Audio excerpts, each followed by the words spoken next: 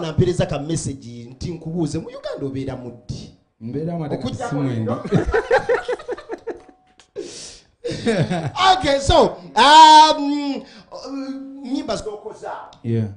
Do you have a single from Levixon okuva omwaka guno gwatandika? Guno mwaka nali naguwaayo nga gwa connecting n'abayimbi balala era sikifulumiza lulimba though one videos twaka shooting 3 videos singles so tukyalaba awo waliwo ne collabos ate ennungi n'abayimbi abalungi era kati simanyi omwana yalabye ekifaananyi kyo ne pompi ne bawandiika kolabo ewedde nakoze collabos 5 songs in Zambia. Nakoze ne Kings yemu ku bayimbi abajuze ebisaawe. Ndoza shows ezo ngoli busy. Abantu bakasota ali esaawa. Abantu batandika. I give thanks. Kale nakoze n'omusajja mwita Kings. Bale katono enamba gisindikeko message strictly message obuze ekibuzo Levixon kubako. Abantu ba Levixon mu Uganda gospel music aina 80%. Basa bugembe abantu that is 80. Deka tudde tuwadde ereza. Kati Zambia nakoze ne Kings. Kings is a very very huge artist. Akola stadium shows zokka. Takola shows ntono. Musajja w'amaanyi twakoze oluyimba which is a very big song. Today ngenda ba performing ku show eriko Don Moen, eriko Travis Green, eriko Mercy. It is an online show. Era banete mujimisinga mugene mujirabe. It's a very big show. Like it's an African festival. Newaza mukama kati sawa zino Levixon toli muyimbi wa Uganda. Nga kulwacha ate. I'm telling you. Kati mbade nkubulira kuzikola. Kimwana chobola wanze hope. Okuva omwaka tikangulire. Okuva bulwenzi jawana sidia nnyo. Sisudia by the way. Abantu bona bakimanyiza. I appreciate for okuva wepape na egundwa wali wansi ku Jinja Road.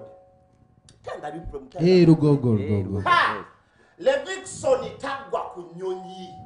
Okitegeera. Kada concert eriko Don Moen, Travis Green, nesina kikwali.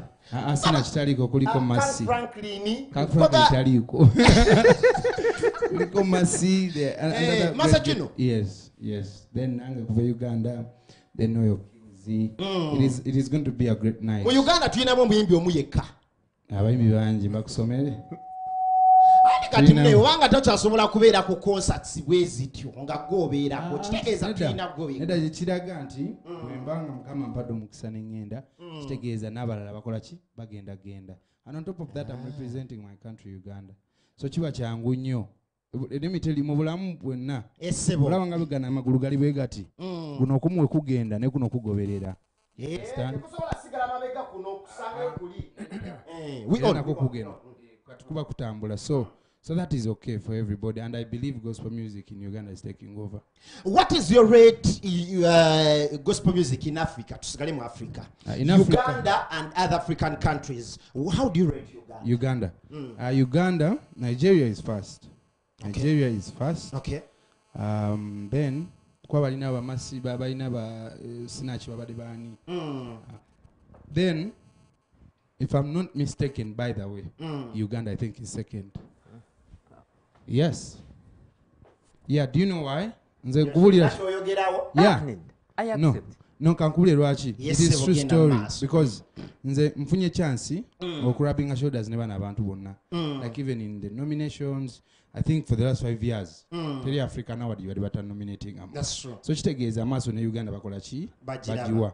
Andi kati problem yange eri waneeno oba problem oba challenge nti nno ogana otunuli awards nomination nga mulimu abana Kenya basatu nga mulimu aba Nigeria mukaaga sokolinde nenga mu Uganda Levixon oku lwaki kiri bwe kiti kyasoboka DJ nadala kati Kenya. Let me tell you, I'm sibu gamanti njogera ubi. Kenya olaba nti gospel music choir ate kati Uganda nene babati bonna abadda mu gundi wa music wa era tubasabire nnyo kugambi noli chali wa muganda wange bati nali naye recently I think 3 weeks back when ali Nairobi asina wagenda gundi naye era yekubefaye ne mukazi we nogaba nange tabuta Buganda.